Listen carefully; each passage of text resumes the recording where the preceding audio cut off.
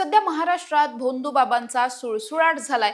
एकीकडे तुमचं कल्याण करतो, तुमचं लग्न होईल, करिअर चांगलं होईल असं म्हणत महिलांवरती लैंगिक अत्याचार करणारा, भक्तांची आर्थिक फसवणूक करणारा आणि हजारो कोटींची संपत्ती कमावणारा अशोक खरात हा चर्चेत असताना, त्याचं प्रकरण एके बाजूला सुरू असताना, दुसरीकडे मात्र अशोक खरात सारखाच आणखी एक बाबा समोर आला। हा नवीन बाबा म्हणजे कोण? तर अर्थातच राजेंद्र गडगे उर्फ गडगे महाराज। दत्तधाम सरकारमधील हा गडगे महाराज भक्तांना बरं करण्याचा, पुत्रप्राप्ती करून देण्याचं खोटं आश्वासन द्यायचा, दावे करायचा आणि त्या सगळ्याच्या नंतर आज या बाबाला पोलिसांनी अटक केली आहे। संगमनेर पोलीस ठाण्यामध्ये केवळ बाबाच नाही तर या बाबाच्या मुलीविरोधात सुद्धा गुन्हा दाखल झालाय। त्याचबरोबर या प्रकरणामध्ये सध्या 3 आरोपी फरार सुद्धा आहेत। हे संपूर्ण प्रकरण नेमकं काय आहे जाणून घेणार आहोत। नमस्कार, मी समृद्धी आणि तुम्ही पाहताय टॉप न्यूज मराठी। अशोक खरात प्रकरण सुरू झाल्यापासून राज्यातील वेगवेगळ्या भोंदूबाबांना टार्गेट करण्याचं, त्यांचा पर्दाफाश करण्याचं काम हे अंधश्रद्धा निर्मूलन समितीकडून करण्याचा प्रयत्न केला जातोय। दत्तधाम सरकारच्या बाबतीत सुद्धा तसंच काहीसं घडलं। अंधश्रद्धा निर्मूलन समितीच्या काही कार्यकर्त्यांनी मिळून हे संपूर्ण प्रकरण उघडकीस आणलं। आता हे जे दत्तधाम सरकार आहे हे आहे संगमनेरमध्ये आणि संगमनेरमध्ये असलेल्या या दत्तधाम सरकारमध्ये, या आश्रमामध्ये गेल्या अनेक वर्षांपासून पूजा विधी केले जातात, मंत्रोपचार म्हटले जातात आणि असा दावा केला जातो की या आश्रमात येणारे जे भाविक आहेत, जे भक्त आहेत, त्यांना कितीही मोठा आजार असेल तरी सुद्धा तो इथे आल्याच्या नंतर बरा होतो। आता बरा कसा होतो? तर मुळातच या आश्रमामध्ये एक बाबा आहे ज्याचं नाव आहे राजेंद्र गडगे उर्फ गडगे महाराज। हाच गडगे महाराज काय करतो तर मंत्रोपचार म्हणतो आणि अगदी 5-6 सेकंदांमध्ये, 2 मिनिटांमध्ये समोरच्याला जो कुठला दुर्धर आजार असेल, अनेक वर्षांपासूनच्या ज्या व्याधी असतील, त्या अगदी शिव शिव शिव म्हणत तो सगळ्या व्याधी काढून टाकतो, समोरच्याला बरं करतो। समोरचा माणूस अचानक उठून चालायला फिरायला लागतो, चांगलं जेवण करायला लागतो आणि एकदम ठणठणीत बरा होतो, असे दावे केले जातात।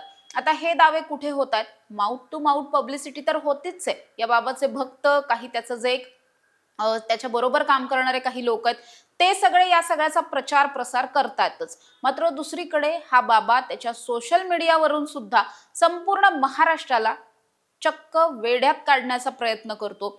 सोशल मीडियावर दिवसातून 2 ते 3 वेळा या बाबाचे हे जे सत्संग किंवा आपण काय म्हणू शकतो त्याला, पूजा अर्चा जे काही तो करत असतो, मंत्रोपचार म्हणत असतो, त्याचा आश्रम भरत असतो, त्याचे सगळं लाईव्ह कव्हरेज केलं जातं। हे लाईव्ह YouTube वरती दाखवलं जातं, वेगवेगळ्या प्लॅटफॉर्म्स वरती दाखवलं जातं आणि तिथून भक्तांना आकर्षित केलं जातं। या आश्रमामध्ये किती भक्त येतात आणि त्यांचे आजार कसे बरे केले जातात, त्यांच्या कशा समस्या सोडवल्या जातात असं दाखवण्याचा प्रयत्न होतो आणि त्या सगळ्यामुळे अनेक भक्त या सगळ्याला बळी पडतात आणि जास्तीत जास्त भक्त या गडगे महाराजकडे येतात।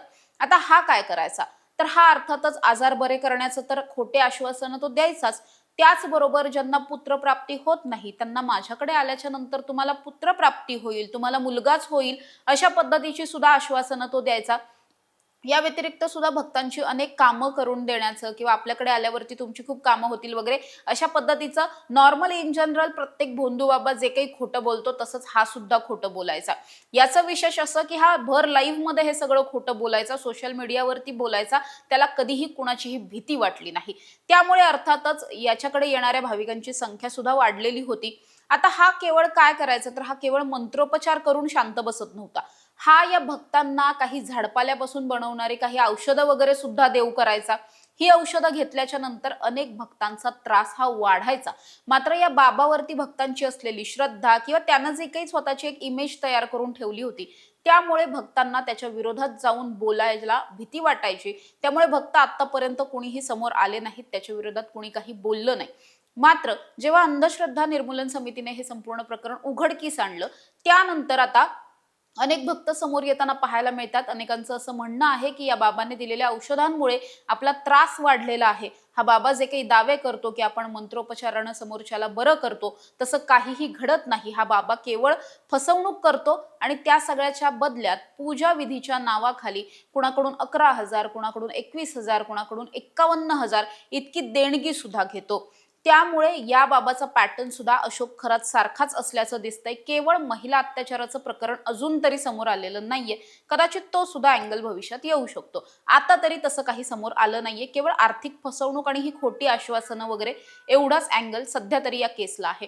त्यामुळे या प्रकरणामध्ये अंधश्रद्धा निर्मूलन समितीच्या पुढाकारानंतर गुन्हा दाखल करण्यात आला होता. संगमनेर पोलीस ठाण्यामध्ये अंधश्रद्धा निर्मूलन समितीनं आतापर्यंत जे काही काम केलेलं आहे किंवा त्यांच्या माध्यमातून झालेला जादूटोना विरोधी कायदा असेल, या सगळ्या कायद्यांच्या अंतर्गत हा गुन्हा दाखल झाला होता. त्यानंतर आज या बाबाला संगमनेर पोलिसांनी अटक सुद्धा केली. अटक कुणाला झाली आहे तर या प्रकरणामध्ये 5 जणांविरोधात गुन्हा दाखल झालाय. पहिला अर्थातच आहे राजेंद्र गडगे उर्फ गडगे महाराज. त्यानंतर त्याची मुलगी ज्ञानेश्वरी गडगे, मधुकर शिंदे, सूरज शिंदे आणि त्यानंतर डॉक्टर मोहनपुरी नावाचा एक डॉक्टर आहे, त्याच्यावरती सुद्धा गुन्हा दाखल झालाय. आज या प्रकरणामध्ये केवळ या गडगे महाराजाला आणि त्याच्याच बरोबर मधुकर शिंदे नावाच्या त्याच्या एका सहकार्याला पोलिसांनी ताब्यात घेतलंय, अटक केली आहे. अजून इतर जे 3 आरोपी आहेत, म्हणजे ज्यामध्ये याची मुलगी सुद्धा आहे, हे तिघही जण फरार आहेत. त्यांचा शोध घेतला जातोय. लवकरच त्यांना सुद्धा अटक केली जाणार आहे. आणि या बाबानं सुद्धा अशोक खरातच्या सारखंच आपली संपत्ती उभी केली असण्याची शक्यता आहे. त्याच्याकडे सुद्धा काही मोठे लोक, सेलिब्रिटीज वगैरे जात असण्याची शक्यता आहे. कारण मुळातच तो फेमस खूप होता, सोशल मीडियावरती सुद्धा खूप फेमस असल्यामुळे त्याच्याकडे येणाऱ्यांची संख्या ही मोठी असणार आहे आणि मोठे मोठे लोक सुद्धा येत असतील. त्यामुळे त्या सगळ्याच्याच अनुषंगानं या बाबाची सुद्धा चौकशी झाली पाहिजे.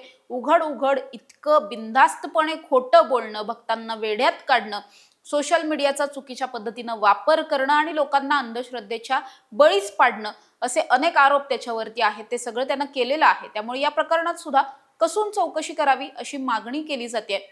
अर्थात आता राजेंद्र गडगेला अटक झाली आहे. तो त्याच्या पोलीस कोठडीमध्ये पोलिसांना नेमकं काय सांगतोय, काय जबाब देतोय किंवा कबुली जबाब देतोय का, हे पाहणं महत्त्वाचं असणार आहे. आणि त्यावरच इथून पुढे या प्रकरणामध्ये आणखीन काय समोर येणार. अशोक खरात प्रकरणामध्ये जेव्हा हे प्रकरण अगदी 58 व्हिडिओ आणि एका पेनड्राईव्ह पासून सुरू झालेलं प्रकरण होतं आणि आता हे प्रकरण हजारो कोटींच्या आर्थिक उलाढाली आणि 100 पेक्षा जास्त महिलांच्या लैंगिक शोषणापर्यंत येऊन पोहोचलंय, तशाच पद्धतीनं या प्रकरणाची सुद्धा व्याप्ती मोठी आहे का, हे सुद्धा जाणून घेणं गरजेचं असणार आहे. आणि त्यासाठीच संगमनेर पोलीस हे आता तपास करत असलेले पाहायला मिळत आहेत. अशा ताज्या आणि महत्त्वाच्या बातम्यांसाठी तुम्ही पाहत राहा टॉप न्यूज मराठी. आपला महाराष्ट्र, आपली बातमी. तुमची car, electric panel, data server आगीपासून सुरक्षित आहे का? नाही? मग आजच बसवा F protect temperature activated fire suppression device. यामध्ये आहे eco friendly non toxic pressurised liquid, जे आग लागल्यास क्षणार्धात ऍक्टिव्हेट होऊन आगीवरती मिळवते नियंत्रण. बसवण्यास अतिशय सोपे आणि सुटसुटीत. टेकालिपचे एक दर्जेदार उत्पादन एफ प्रोटेक्ट.